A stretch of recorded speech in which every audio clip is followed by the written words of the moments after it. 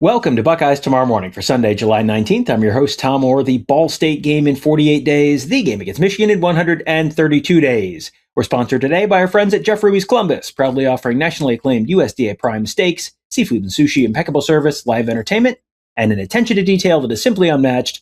Just go to jeffruby.com/Columbus or scan that convenient QR code on your screen to check out the menu and make a reservation today. All right, we are continuing our list, our countdown of the 35 most impactful players on this year's Ohio State team. On today's show, going to be going through numbers 25 through 21 on that list. Going to be doing that with our buddy Tony Gerdeman of BuckeyeInsiders.com.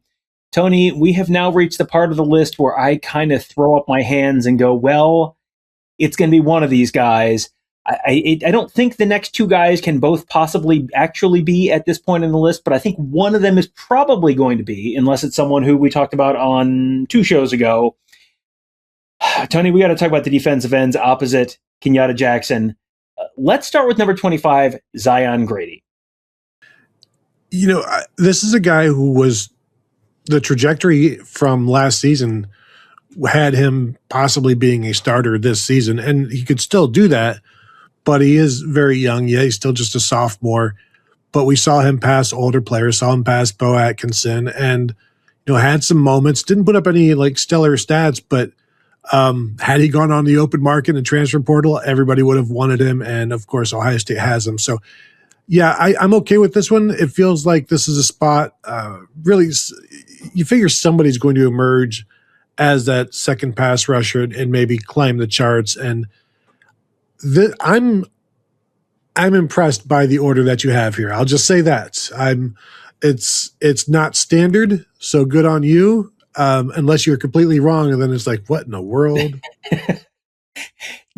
Conventional wisdom's always correct. Absolutely. Why would you ever question conventional wisdom?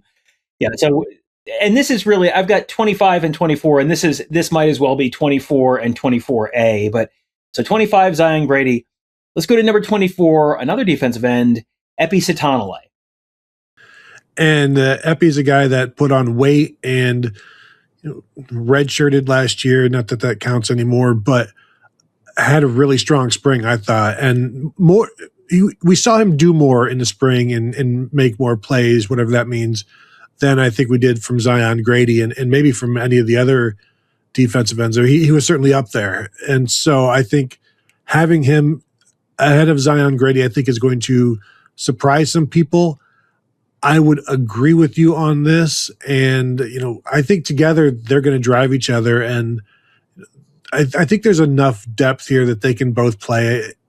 We saw what was able to happen with the 2016, 2017 defensive end group. And so there's no reason to think that you can't play more than 4. You can't play 4. They can absolutely play 4, and they can even play 5 and keep everybody fresh, especially if they're playing 5-man fronts and somebody sliding inside. So I think there's I'll just say this, Tom.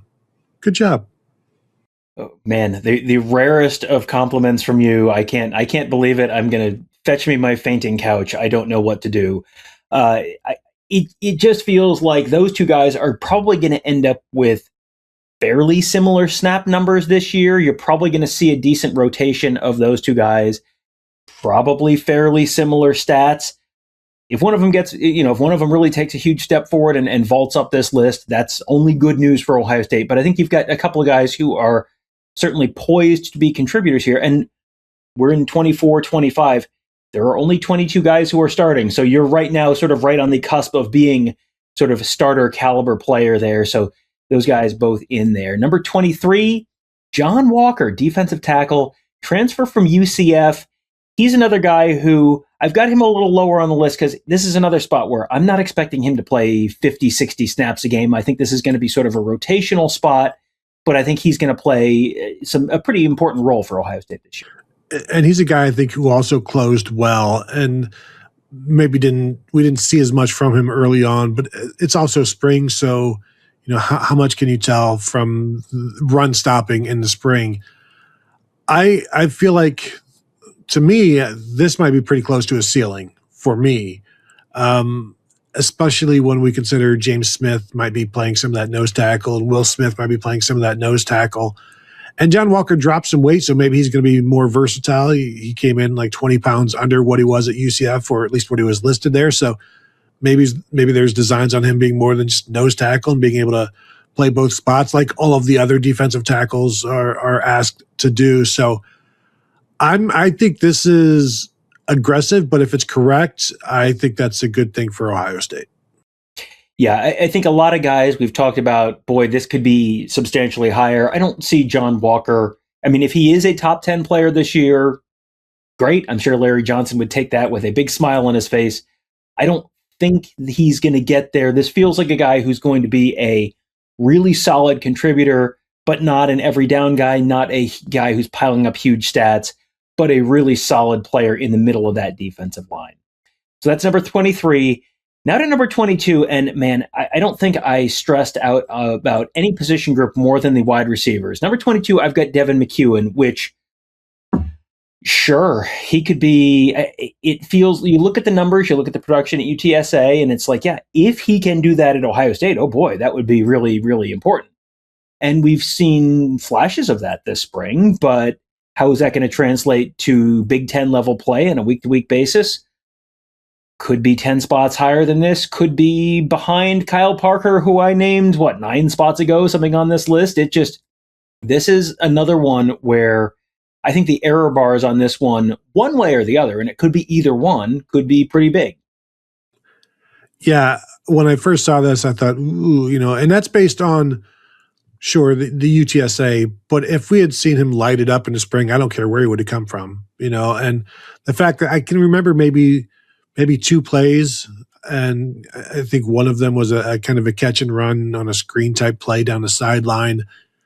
So my big question with both him and Kyle Parker is catching the ball in traffic downfield. And really, is there such a thing as a 50-50 ball anymore with those guys? Because I don't think there is. And so it needs to be a situation where either he's open, or you're going to not go that way. Even if there's no safety over the top, is Julian Sain willing to throw him the ball in a one-on-one situation? And maybe he can convince the quarterback that he can do that. Maybe he's shown that when we're not there, but I do have that concern for him.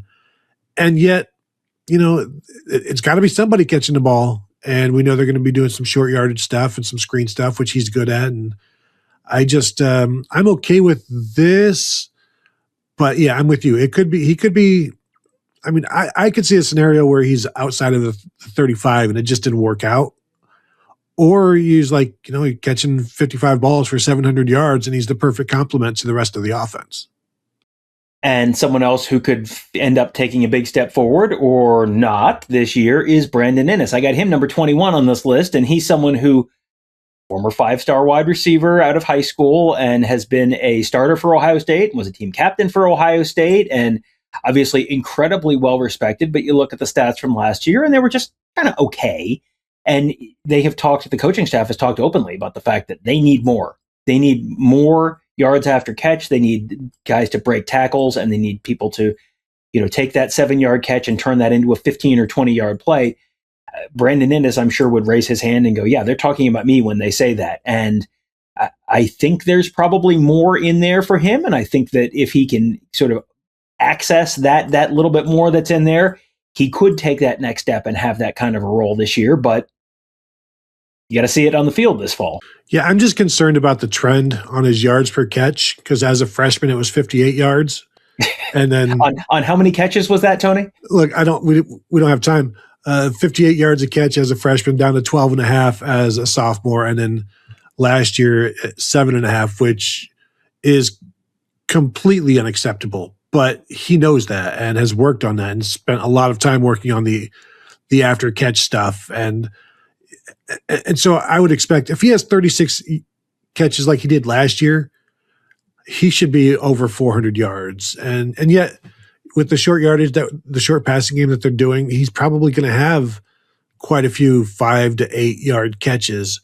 But maybe there's more after that for maybe he's got more opportunity after that we know the whole complaint, one of the big complaints about Julian saying is that he did not see Brandon Ennis open downfield, even though Brandon Ennis was open downfield at times. I don't know if that's overblown. I think it might be a little bit overblown, but if he would have seen him 2 times for 60-yard gains, then I don't think the numbers are as big of a concern. So I think Brandon Ennis thinks he's going to be higher on this list. We can ask him when we talk to him next, but I think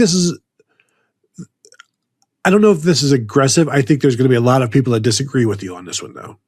Yeah, and I think that I'm sort of pricing in you're going to have better than the 7-something yards per catch this year. And I think, you give him one of those times when he was running open down the middle and you throw another 60 yards on this and he's at 10 yards a catch, 11 yards a catch, then all of a sudden no one's having that conversation. And so I am sort of baking in a little bit of positive regression for him this year, but it's entirely possible that maybe Kyle Parker ends up winning more of those snaps and you're sort of flip-flopping those 2 guys on this list. So we will find out all about that as we sort of head into fall camp. That's coming relatively soon. And boy, Big Ten Media Days right around the corner. We're just about a little over a week away from that.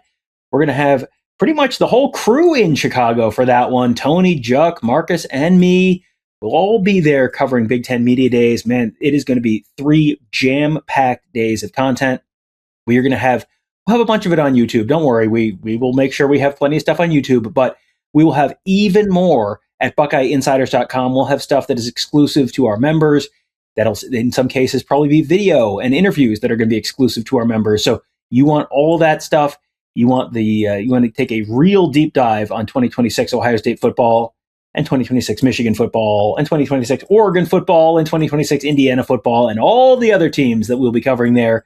You can do that at BuckeyeInsiders.com. Join us now. Sign up there. You can get access to our whole team of insiders, a really, really fun community on the Insiders board. We're giving away confetti from the 2024 National Championship game right now to members. So you want all that and more, you can sign up today at BuckeyeInsiders.com. And thanks again to our friends at Jeff Ruby's Columbus, the award-winning upscale steakhouse in downtown Columbus, named one of the top 50 steakhouses in America by Food Network. Just go to jeffruby.com/Columbus to check out the menu and make a reservation today. That will do it for today. Thank you guys all for joining us. Have a great day. We'll talk to you tomorrow.